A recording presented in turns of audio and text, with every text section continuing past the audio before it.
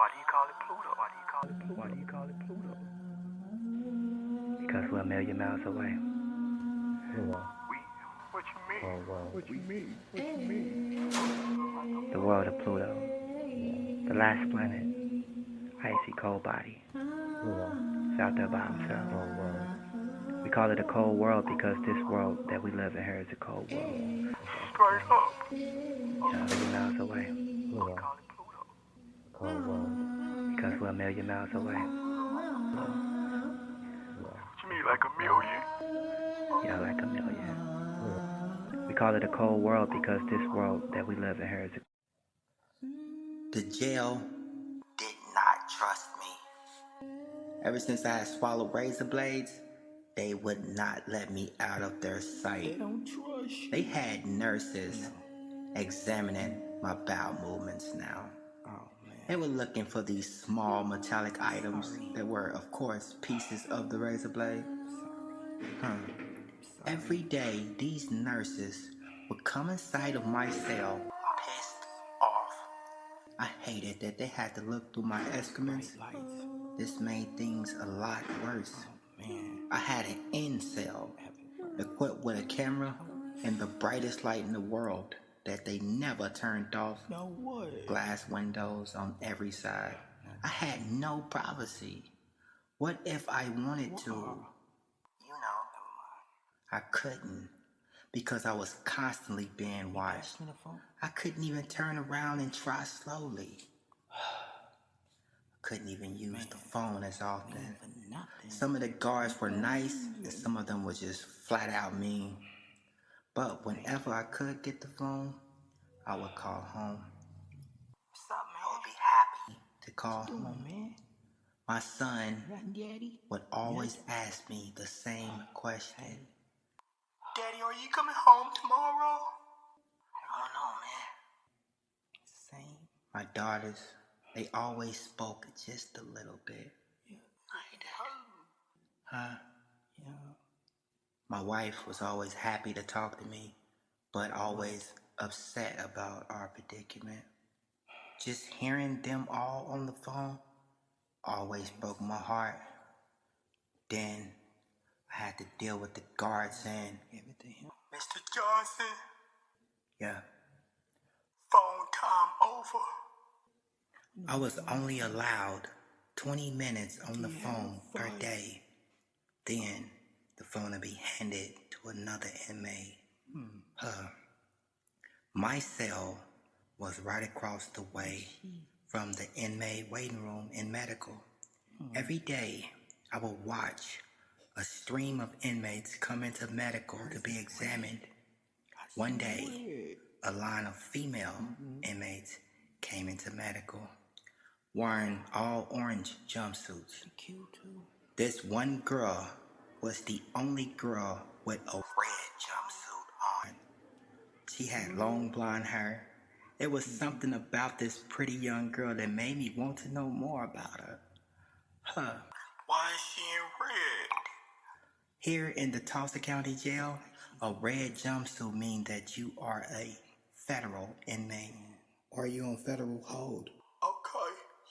She had a very small cast on her leg. I would just sit there and look at her through my window. With her hand, she would reach down to her leg as if she was in pain.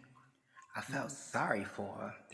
I knew that the jail didn't care about the inmates, but her red jumpsuit made her look like a badass, bad and beautiful. I loved it. On the 32nd day of being in medical, the x-rays showed no more metallic items. Then I was released from medical and placed back in a max pod. My next cellie was a young Mexican kid named Jose. He didn't speak a lick of English. I mean, none. One day, I saw him sobbing as he came in from court. I felt bad for him. I found out that the judge wouldn't let the DA give him no less than 10 years for his crime. During chow time, one of Jose's friends came and sat with me and told me Jose's charges. In English, thank God. I stopped eating and prepared to listen. The friend started Jose's story like this. One day, Jose had his 5-month-old daughter in a baby seat, riding with him in the back. He had been drinking all day because he was mad at his wife. They had been arguing all day. It was midsummer, and Jose owned a raggedy car. His vehicle didn't even have air conditioning. It was very hot that day. After a few booze, Jose decided to go to a bar. These were the bars that he frequented. He wanted to cool off, so he pulled up to the bar, turned off his car, ran inside. Jose could stay at these bars for hours, drinking beer after beer. Jose didn't want to think about the arguing. He just wanted to clear his mind. So he spent a few hours inside of the bar.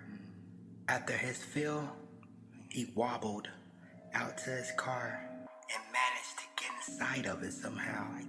Then, somehow, managed to drive home.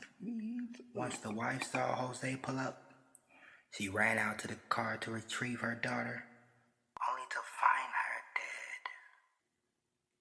Oh, God. Through all the arguing, drinking, long time spent at the bar, Jose had forgotten about his 5-month-old daughter. I then told Jose's friend to end the story. I could see where it was heading. I didn't want to hear that.